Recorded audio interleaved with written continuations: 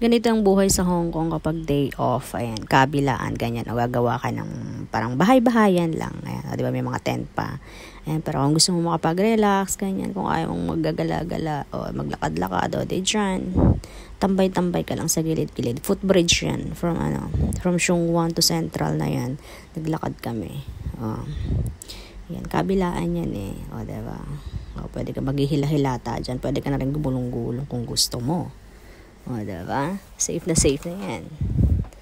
O, tinan mo, katulad nito, o, tinan mo, bongga, siguro marami sila dito. O, diba? Grupo. O, ganyan lang ang buhay dito sa Hong Kong. Kapag day off. Diyan. O, papahinga. Siyempre, day off, pahinga. Araw ng pahinga. O, diba? O, kala siguro, diba, porque ang gaganda ng mga picture-picture namin eh. Saya-saya na, parang naglalamyerda lang kami dito eh, no? Oh, ganito ang buhay namin dito sa Hong Kong. Ayan, kita mo? Oh, kakatuwa, diba? Oh, laban lang.